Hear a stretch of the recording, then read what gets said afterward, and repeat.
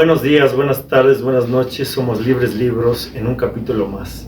En esta ocasión vamos a platicar sobre la novela Sostiene Pereira del autor italiano Antonio Tabucchi, tocayo Antonio Ortiz Mandujano. Y bueno, este es un libro que para mí es muy querido, porque yo pienso que es de los primeros libros que leí por decisión soberana, ¿no? Por decisión libre. Estaba en la biblioteca de mi padre y lo tomé porque justo mi padre y mi madre habían ido a ver la película Sostiene Pereira, que entre sus cosas importantes es que fue la última película del maestro Marcello Mastroianni, ¿no? Mi viejo era un fanático, una persona que apreciaba mucho el neorrealismo italiano, ¿no? Entonces estas figuras de Marcello, Sofía, los grandes directores de Italia, del cine italiano, lo movían mucho, y entonces ya en los 90 fueron a ver esta película. No me llevaron, pero yo era de que les preguntaba mucho cuando se iban al cine, les preguntaba, ¿qué tal estuvo, no? Y cuéntame todo. Entonces como que tenía estas referencias culturales, ¿no? A mí también me gusta mucho el neorrealismo italiano, ¿no? O sea, significaba algo en mi vida. Yo me recuerdo en la sala de mi casa con mi papá viendo cine italiano y yo ahí estorbando, y me gustaba mucho. Y entonces en prepa tomé este libro y al poco tiempo fuimos haciendo un pequeño grupo de amigos que compartíamos el libro, ¿no? Que era mi amigo Aarón, un hermanito que tengo de muchos años, que lo compartimos, y luego algunas compañeras, algún otro compañero. Entonces éramos un pequeño grupo de principiantes en la lectura, me atrevo a decir, donde Sostiene Pereira significaba como esa decisión libre de leer algo y de tener una coincidencia con un grupo de amigos, ¿no? Y la otra, y que hasta que lo releí hace muy poquito para este programa, me entró, es que alguna vez me soñé con mi esposa en Lisboa, ¿no? Me soñé comiendo un omelette a las finas hierbas, escuchando fados y tomando porto, y yo dije, pero ¿dónde me salen estos sueños pachecos, no? Y entonces al leer el libro, pues era de ahí, ¿no? Entonces, pues me debo, creo que con Aarón, un desayuno a las finas hierbas, un omelette a las finas hierbas, con mi esposa un viaje a Portugal, ¿no? Un viaje a Portugal, y yo creo que le debo a esta novela esas ganas por la vida, ¿no? El reconocer que cada segundo es una opción, cada espacio de tiempo, cada momento es una toma de decisión, y me parece que esa idea de ir contra la inercia es la idea de la juventud, ¿no? El joven es el que decide todavía un poco qué hacer con esas ventanas de oportunidad, con esos segundos que vienen cargados de tiempo. Y entonces para mí es un libro muy muy importante, y bueno, pues yo estoy muy entusiasmado por escuchar a estos señores que siempre tienen una mirada fina, como las hierbas. Como las finas hierbas. Y qué decir, pues es una historia que se desarrolla en Lisboa, porque Antonio Tabucchi es un escritor italiano que parece portugués, ¿no? Eso es así de claro. Pero varias de sus novelas que de repente se quiere sentir del sur, ¿no? Exactamente, ¿no? O sea, portugués completamente, ¿no? Esta novela es totalmente portuguesa. Tiene otra sobre unos gitanos en Portugal también, llegada a Portugal, y una figura que ha seguido mucho Antonio Tabucchi, que es el maestro, el gran poeta Fernando Pessoa. Entonces, está desarrollada en Lisboa en ese momento crucial, en la medianoche del siglo XX, ¿no? Para vernos finos, como el omelette. Es Lisboa en 1938, en una dictadura fascista, con una España convulsa, una España resistiendo y cayendo en el fascismo, con el ascenso en Europa de los fascismos, y la historia de un periodista que habla con su mujer muerta, que no quiere tomar ningún riesgo, que tiene una vida más o menos cómoda, y de repente se encuentra un joven y ese joven le permite cuestionarse muchas cosas de su vida, de su pasado, de su presente y sobre todo de su futuro, ¿no? Entonces, de eso va la historia. Creo que además Antonio Tabucchi escribe con una fineza, ¿no? Yo así lo catalogaría, es un tipo que escribe fino, ¿no? Cuidadoso, un poco erudito, ¿no? Sin caer en la pedantería, y que recrea muy bien el clima, Portugal, la ciudad de Lisboa, los saunas, ¿no? La limonada, la comida, los cafés, ¿no? Y logra retratar muy bien y te va contando una historia muy humana, ¿no? Muy humana, muy esperanzadora, muy de oportunidad, muy de dignidad, y también antifascista en estos tiempos, que el fascismo otra vez anda amenazando al mundo. Y bueno, sin más, esta es mi primera participación y le dejo la palabra ¿Yo? Adelante, pues seguir estos señores. También no conocía a Tabucchi, no conocía la obra, me gustó mucho. Es un libro que además yo creo que, como bien dijo ahorita Don Padrino, es un libro que vale la pena visitar en este momento, ¿no? Y actual. Cuando estamos en el umbral de un autoritarismo fascista, ¿no? Que a mí me tiene pasmado, ¿no? Creo que es un buen recordatorio de que nuestras decisiones son valiosas, ¿no? Y el compromiso del intelectual, el compromiso de cualquiera, ¿no? De todos, aunque sean pequeñas acciones las que podamos hacer para defender la dignidad humana, pues son clave, ¿no? Y creo que ese es el mensaje central de este texto, ¿no? Pareciera que un autor, que el encargado, ¿no? De una página cultural, de un periódico, neutral entre... Sí, de un periodiquito, ¿no? De inicios del siglo XX que está ahí, pues sí, como jugándole a la neutralidad, pero en realidad pues esa neutralidad se nota que está comprometida con el régimen y con el fascismo, ¿no? Claro. Y como un hombre pues que pudiera parecer, pues número uno, que no le interesa la política, no diría insignificante porque me parece que eso es algo muy feo, pero alguien que no parece estar muy comprometido. Finalmente, pues toma un compromiso y tal vez una pequeña acción o una gran acción pudieron haber sido claves, ¿no? Y digo, el mismo Tabucchi dice que esto está inspirado en algo que sucedió en la vida real, ¿no? Pero la forma en la que, digamos, llega al desenlace esta historia es formidable, brillante, ¿no? Va como que dan pistas todo y de repente... Sí, brillante, ¿no? El cierre de la novela y que te da esperanzas y te hace, que digo, esa es una de las principales razones, ¿no? Por las que propuso esta novela. Empecemos el año, ¿no? Con esperanza. Con un mensaje esperanzador. Con un mensaje esperanzador. Y antifascista.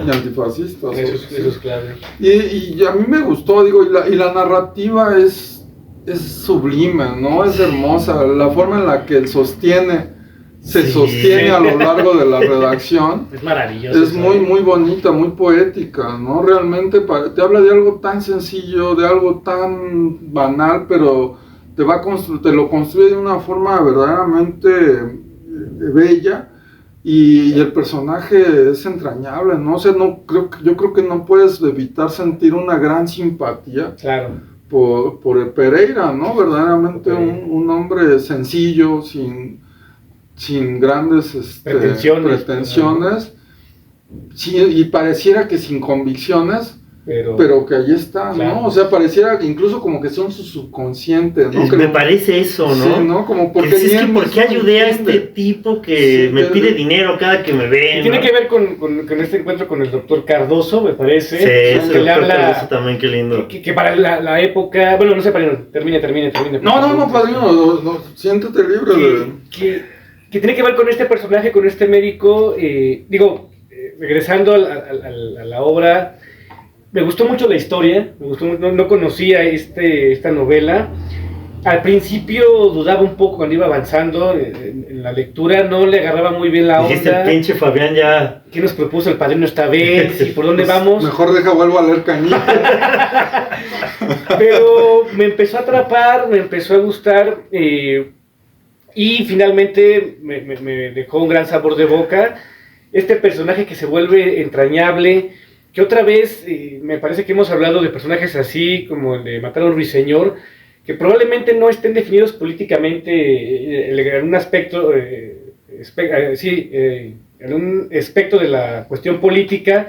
No los podemos ubicar quizá de izquierda o como militantes o siendo los más radicales, ¿no? Pero siendo muy humanos, ¿no? Siendo muy empáticos y llevando esta cuestión de los valores, de lo mejor de la humanidad hasta sus últimas consecuencias, porque Pereira es un hombre, pues sí, ya mayor, tranquilo, que lleva una vida, digamos, sin pretensiones, tranquila, viviendo en su suplemento cultural, ¿no? Es un hombre viudo, habla con la foto de su esposa todos los días. Su mujer muy bella, ¿no? Cuando cuenta que era una joven. Pero siempre enfermiza, ¿no? Sí. Y no logran tener hijos. Al final él pues sí demuestra un poco esta incomodidad, que hubiese sido distinta su vida si lo hubiese logrado tener un hijo con su pareja. Pero en fin, es un hombre tranquilo que quizás no aspira ya mucho. Y cuando se ve envuelto en esta trama que tiene que ver de dos jóvenes comprometidos, ellos sí militantes, ¿no? Y luchando contra el fascismo, y que él, quizás sin esa claridad política, actúa para ayudarlos porque sabe que es lo correcto. Y eso me remitió mucho al personaje de Matar a un ruiseñor, a esta parte de los valores humanos, de que Pereira actuaba porque era lo que tenía que hacer. La decencia. Como buena persona, como una persona decente, padrino. Como buen católico. Porque además nunca publica, hay que decir, contrata a un ayudante para su publicación que le pide ciertos artículos, y siempre que le envía este cuate Rossi, se apellido Rossi, sus artículos, pues son muy radicales, son impublicables, diría Pereira, para ese momento. Son panfletarios, ¿no? Y él se espanta y dice, yo no puedo publicar esto, a pesar de que su diario es neutral, como había comentado, y no ha tomado partido, pero finalmente su director está con el régimen, que es profascista, digamos. Entonces, él se da cuenta que él no puede publicar esto en su suplemento, pero no despide a Rossi, y le sigue aceptando sus artículos, y le paga además, ¿no? Y muy pronto, eso me encantó de la novela, muy pronto Pereira me parece que se da cuenta que lo está manteniendo porque el sujeto Rossi está metido en problemas políticos, y en el fondo cuando se da cuenta me parece que muy rápido, él puede decidir no hacerlo y hacerse a un lado, y sigue apoyando a este joven. Tiene encuentros con la compañera, es Marta, me parece el nombre de la compañera de Rossi, con la que también se entrevista Pereira, y que es parte de este canal de comunicación, y eso me pareció a mí fantástico, esta parte de la empatía y de la dignidad de la decencia, porque aunque él no enarbola un discurso socialista, ni anarquista, ni mucho menos, pues toma partido por lo que él considera que es lo correcto. Además también me encanta este camarero Manuel, del café al que él va, que a pesar de que este es un director de un suplemento cultural, dice está que no, más informado el camarero, ¿no? Y le pregunta, ¿y cómo va la cosa? Y el camarero le informa, y es su forma de hacerse llegar las cosas de Pereira, ¿no? Entonces, fue una grata sorpresa la novela, y con esto acabo esta primera intervención. Me parece muy importante reiterarlo, el contexto del fascismo, de la Segunda Guerra Mundial, que tristemente hoy, a final del 2025, estas ideas autoritarias, que nos gustaría hablar de ellas en el pasado, como algo del pasado, pues están flotando, camaradas, en un ambiente que es muy tenso en la política actual, y que estas ideas fascistas pues están en el aire, ¿no? Hay gente, hay dirigentes, hay gobiernos que la siguen reivindicando, que pugnan por ello, y hay sectores de la sociedad que también están abrazando estas ideas, y eso es muy peligroso. Y leer una novela que nos mete en este contexto sin ser muy política, sin ser muy... es fantástico. Sin ser pretencioso tampoco. Porque finalmente te das cuenta de dónde estamos parados, ¿no? Y que sigue siendo, lamentablemente, muy vigente el tema del fascismo, y en ese sentido de tomar partido por las cosas que valgan la pena, ¿no? Por la humanidad y la lucha por la dignidad, ¿no? Que en este caso me parece que Pereira es un ejemplo de un hombre digno y decente. Cabal, ¿no? Sí. A mí me parece que también la novela juega un poco con una onda ahí psicoanalítica bastante linda, además, ¿no? Del hijo que no tuvo, del joven que le aparece, de la mujer, la novia de Rosy, ¿no? Que le recuerda, Marta, ¿no? y que le recuerda esa hermosa, la hermosura de su mujer. Y también esa parte es interesante, ¿no? Como un impulso a la libertad que encuentran esos jóvenes y que él ha perdido, ¿no? Y las curiosidades de la vida y del programa, ¿no? Leí en la jornada que ayer salieron 3 millones de portugueses trabajadores a luchar contra, ya saben, reformas laborales neoliberales, y que se cantaban los cantos de los intentos de revolución socialista y de la resistencia contra la dictadura fascista en Portugal, ¿no? 3 millones es de acuerdo al periódico, era la movilización obrera más importante de las últimas décadas, ¿no? Es algo muy importante y algo que llena de entusiasmo, ¿no? Sí. Creo que dan ganas de vivir, creo que es un libro que da esperanza, creo que es un libro que te hace imaginar, ¿no? Sentir, ponerte en la piel de Pereira, y decir que no importa el momento, siempre hay una oportunidad de afrontar, ¿no? De tomar partido y afrontar las consecuencias, ¿no? Porque es muy claro que al final hay que huir, ¿no? Porque la muerte viene, ¿no? Claro. Y creo que es la actitud de la política, ¿no? No hay posición política sin afrontar también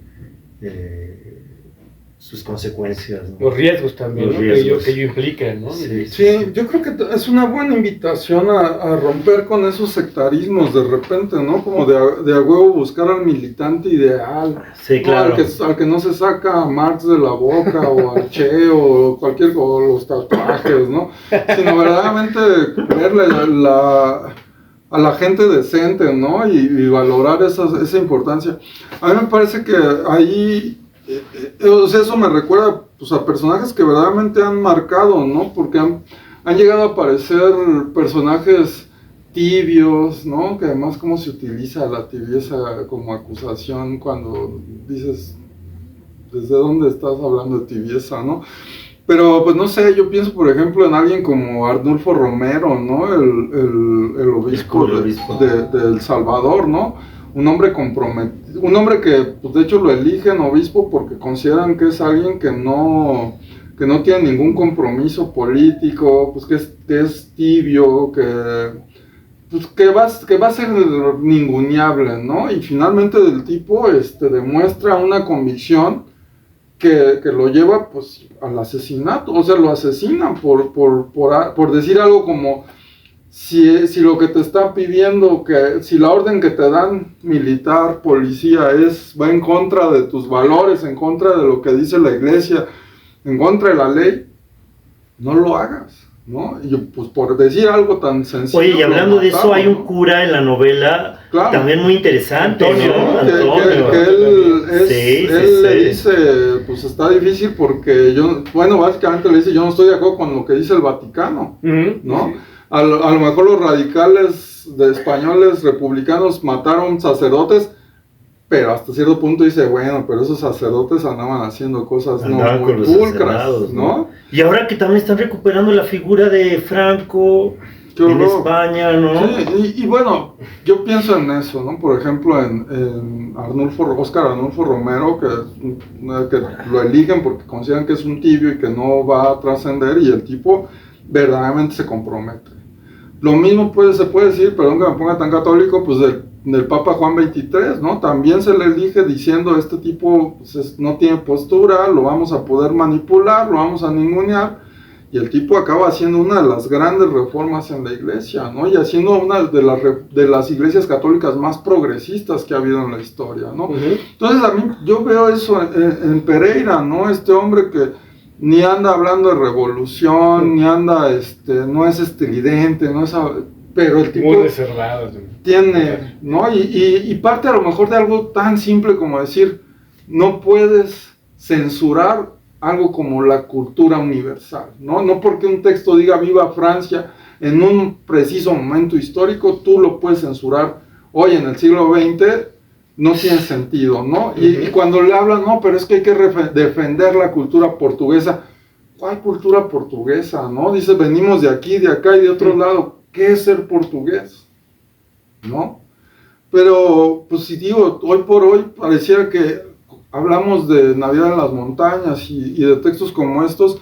De verdad me parece que vivimos un mundo que parece no haber aprendido las lecciones que están allí, o sea, la literatura está ahí para decirnos... El humanismo. ¿No? Pero digo, entiendo que no leemos, que cada vez leemos menos, que cada vez estamos más divorciados unos de los otros, pero, híjole, o sea, es que de verdad, la humanidad, ¿no? El riesgo de perder la humanidad también está vivo en estos textos, está vivo en estos libros, y por eso, ¿no? Vamos, aunque nos vean 3 personas y una nos comente, y no vamos a decir que sea, pero a veces está aquí sentada, pues vamos a seguir con este esfuerzo por eso mismo, ¿no? Porque creemos que no solo es importante la literatura, sino porque es un momento determinante en la vida de la humanidad, ¿no? Muy bien. Y a mí, regresando a la novela y a esta parte de los actos heroicos o no, algo que me dejó y me encantó de la novela es que precisamente cuando pensamos en la resistencia contra el fascismo, en estos grandes actos, reitero, de heroísmo, de mucha gente, de muchos héroes anónimos, pues se piensa quizá en las batallas, en la cuestión militar, en las bombas, y que es en el momento álgido, pues obviamente lo que lleva quizá la batuta.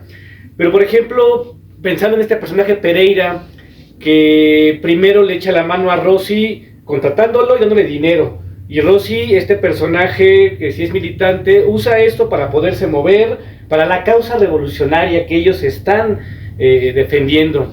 Y es muy interesante porque también después lo ayuda con su prima a conseguir el alojamiento, paga el alojamiento, y él sabe que lo hace porque el primo va a estar ahí de agitador, vaya, ¿no? Buscando simpatizantes para la causa de la República Española.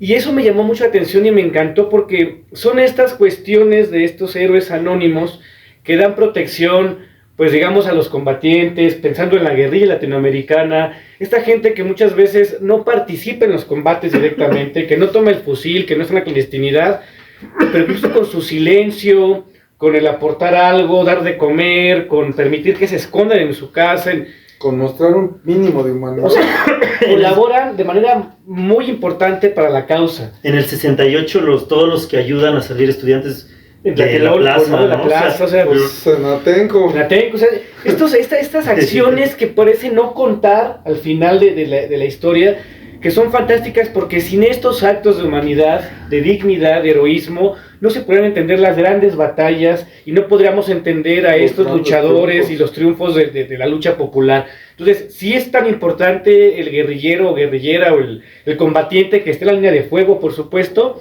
como también lo es estos personajes como Pereira, que con el alojamiento, dando dinero, dando de comer incluso al militante, porque hay una escena en la que Rossi llega y devora al platillo, porque obviamente es un cuate que está en la clandestinidad, que está en una situación adversa, y con darle de comer y permitirle pagarle su alojamiento, Pereira está haciendo una diferencia. Y está participando en la lucha, padrino, ¿no? Con esos elementos que, reitero, a veces no se ven, pero que cuentan mucho a la hora de los combates finales. Y no podríamos entender la primera línea de fuego sin todas estas participaciones anónimas, llenas, cargadas de heroísmo. Entonces esa parte a mí me fascinó, porque son estas personas a veces que parecen de menos, que parecen ninguneables y demás, insignificantes, las que marcan la diferencia, porque sin estos apoyos, digamos, los combatientes no estarían en la primera línea de fuego. Y es que esta novela es eso, ¿no? Es una invitación a tomar